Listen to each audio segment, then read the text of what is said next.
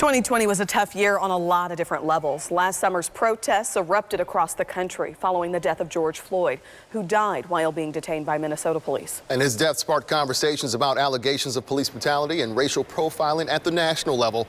And that prompted a pretty unique pairing in Lenexa, bringing police and pastors from across the metro together to talk about helping the community heal. Anchor Caitlin Canute is here to explain. Hi, Caitlin. Hey, Kevin and Dia. So the thought process here was churches, temples, and synagogues are at the heart of many communities.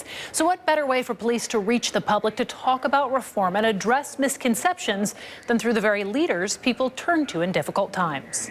You can see the muzzle flash on the pistol from that camera. Earlier this month, close to 40 faith-based leaders from across the metro sat alongside members of different law enforcement agencies, all to tackle a difficult topic, use of force. Not to judge right or wrong, but to say, hey, let's take a pause if we can to try to understand what's truly going on in these situations. To help illustrate this, two pastors were put through training exercises ahead of time that were then shown to the audience. In this video, the pastor, outfitted in a police vest, encounters an armed man during a mock traffic stop. While he's trying to talk down his suspect, the man fires his pretend weapon into the van, hitting and killing an innocent victim. I was thinking, I gotta shoot him, but then do I shoot him in the leg? If I shoot him in the leg, then he can kill me still, so that's, so we're talking about, I need to be shooting him in the chest.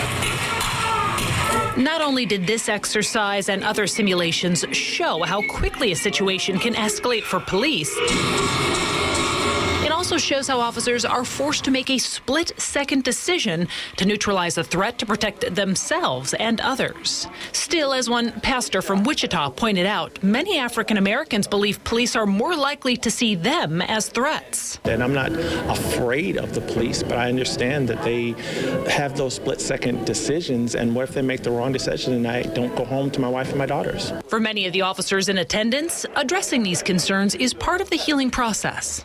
We notice a situation or you bring a complaint to me that is something anywhere related to what you're talking about. As an organization, we fully investigate it, and if there's something that we need to address, we will. Meanwhile, another part of the seminar looked at how videos of police using force can quickly go viral online. We are often influenced, by and large, by what we read and see in social media, maybe by what we read and see and hear on the news, and that often isn't the full story. And while they didn't tackle specific incidents that have made national news, police did try to encourage pastors to understand why use of force is sometimes necessary, in the hopes they could then take that information back to their congregations. Well, we are the largest group in most communities. And it's important in this discussion when we hear some of our parishioners talking about police that we be sure they're getting the right information. And after attending the event, several faith-based leaders told us understanding the basic training behind the badge helps them to see use of force in a different light. Well, I'm glad to know and see and look them in the eye and see them in a non-confrontational situation where I can humanize them and they can humanize us. It's all about sitting down and having conversations. As for how often use of force occurs, it happens in 3.5% of all arrests. That's the national average. In Lenexa, that number is even lower. Last year, force was used in just 2.24% of all arrests. So I actually sat in on the entire presentation. I have to say, it really was eye-opening.